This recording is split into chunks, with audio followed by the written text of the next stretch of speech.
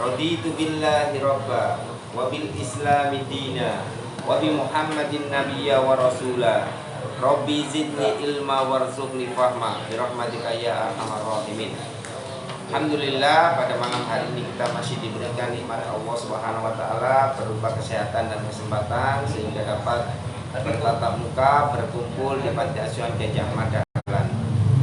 Kedua kalinya salawat serta salam semoga tetap tercurah kepada bimbingan kita Nabi Muhammad sallallahu alaihi wasallam sebagai suri teladan kita yang telah menunjukkan dari jalan kegelapan menuju jalan yang terang benderang, yakni Dinul Islam. Anak-anak sekalian yang dirahmati Allah Subhanahu wa taala, pada malam hari ini kita akan melanjutkan kajian 100 hadis populer untuk hafalan. Pada malam hari ini kita akan membahas hadis yang ke-78. Akan saya bacakan matan hadis beserta penjelasannya. Bismillahirrahmanirrahim. Ali bin Umar radhiyallahu anin Nabi sallallahu alaihi wasallam qala kullu muskirin khamrun wa kullu muskirin haramun. Rawahu Muslim.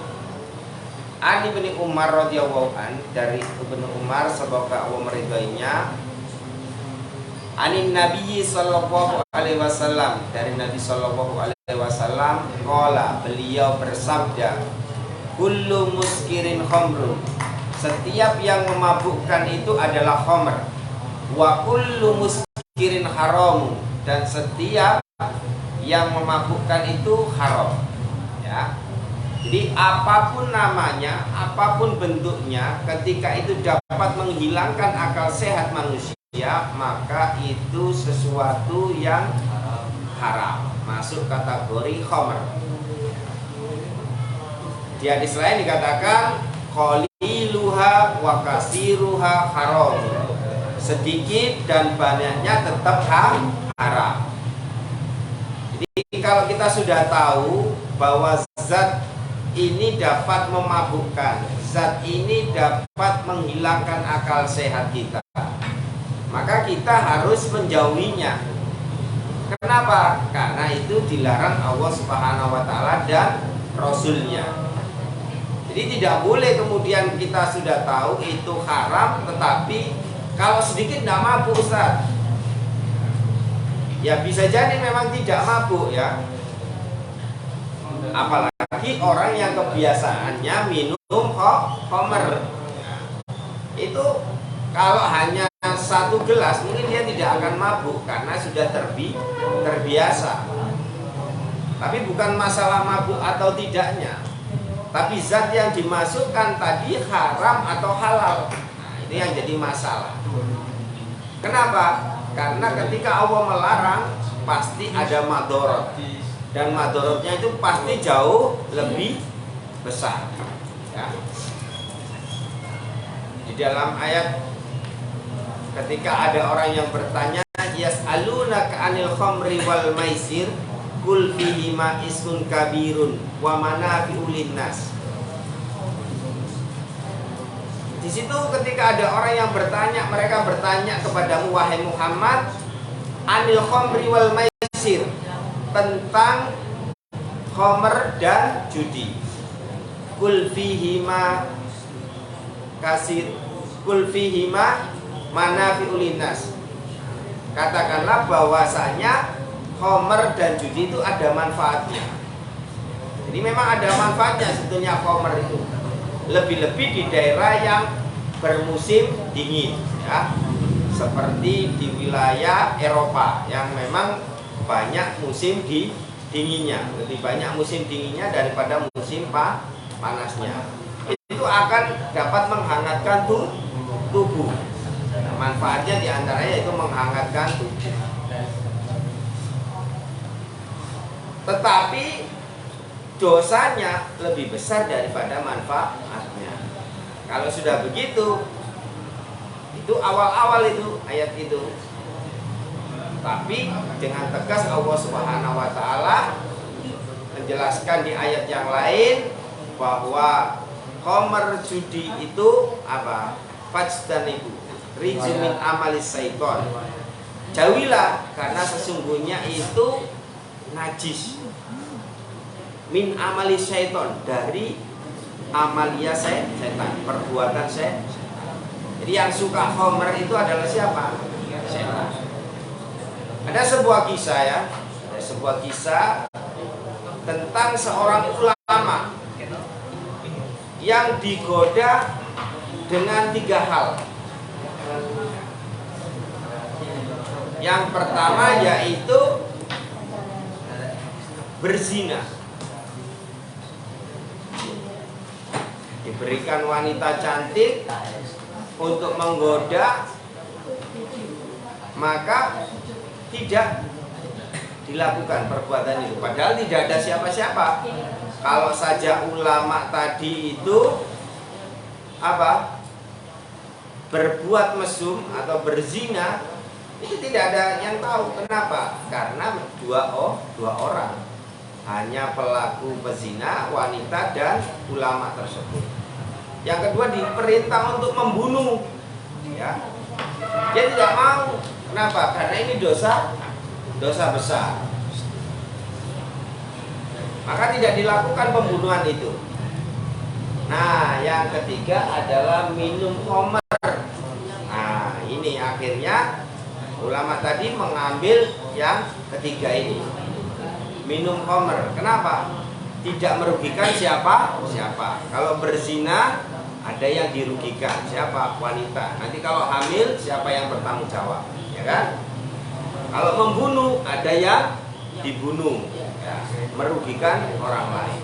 Nah, ini sepertinya minuman keras ini, khamr ini dosa yang paling ringan. Kalau nanti saya setelah mabuk, kemudian saya sadar, saya bertobat, harapannya begitu. Secara rasionya begitu. Keinginannya, oh ini paling ringan ini. Maka dipilihlah minuman khamr. Nah, ketika diminum kemudian mabuk, akan pikirannya hilang, nafsunya muncul. Akhirnya apa? Wanita tadi dizinai.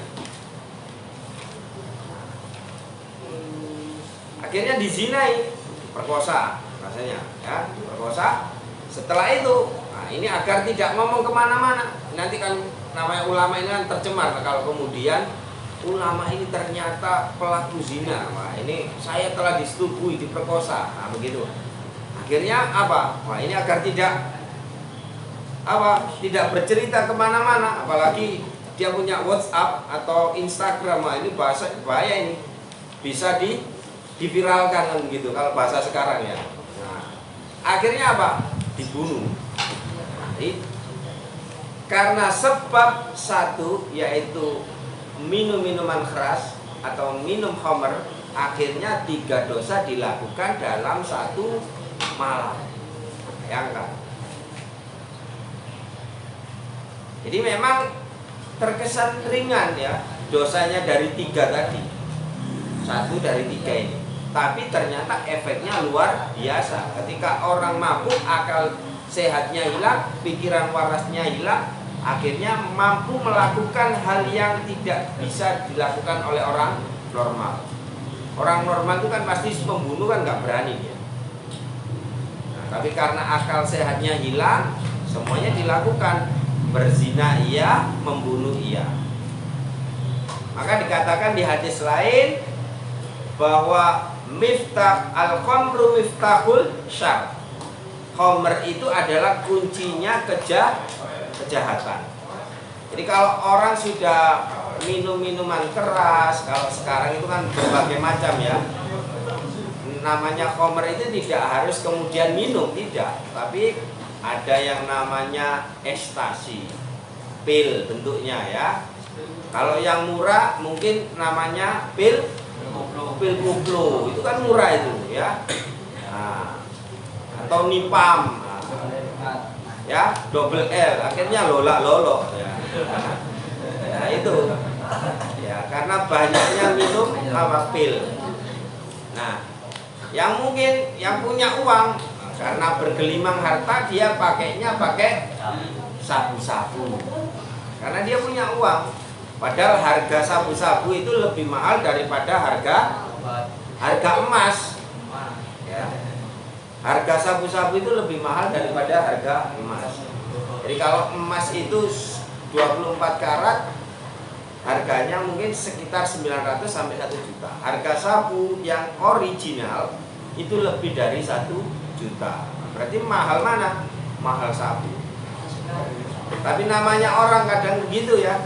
Ketika dia punya harta, diambur-amburkan untuk kesenangan pribadinya.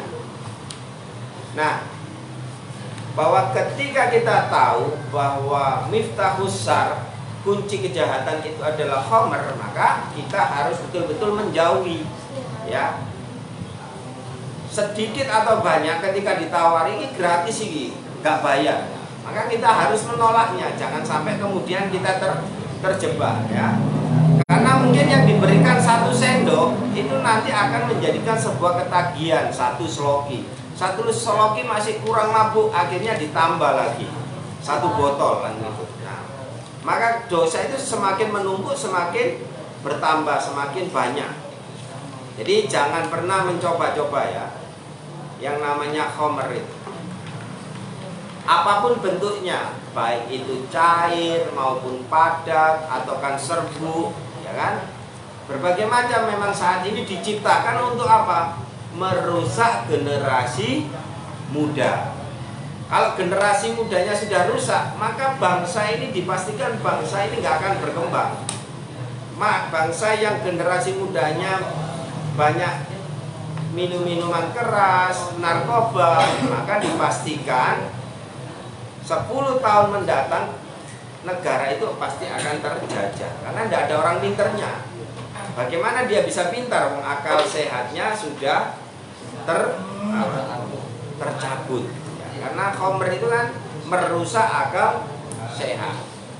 Maka kita sebagai seorang mukmin hendaknya betul-betul menjauhi khamr. Apapun bentuknya, apapun jenisnya, jangan sampai kemudian kita terperangkap. Sehingga kita bisa berakidah yang lurus, salim, selamat, tanpa ada halangan dan rintangan. Karena memang tentunya banyak godaan, apalagi bagi kita yang muda-muda, ya, yang belum pernah, akan ditawari dengan 1000 cara. Namanya juga apa? Pengedar atau bandar. Dia akan memberikan iming-iming. Ini enak, ini lezat, ini nikmat. Kamu bisa melayang, fly in the sky, begitu bahasanya, ya. Melayang di awan. Iya, melayang ketika mabuk tadi, tapi pas sadar, tetap aja masalah itu tidak lari dari kita. Maka mari kita semua untuk menghindari khamr dalam berbagai bentuknya, sehingga kita menjadi orang-orang yang selamat. Marilah kita tutup tausiah ini, rangkaian hadis yang ke-78 ini dengan membaca doa hamdalah dan kafaratul majelis. Alhamdulillahirabbil alamin. Subhanakallahumma wa bihamdika asyhadu an la ilaha illa anta astaghfiruka wa atubu ilaik. Akhirul kalam, nurul wal qalami wa may yasturun. Wassalamualaikum warahmatullahi wabarakatuh.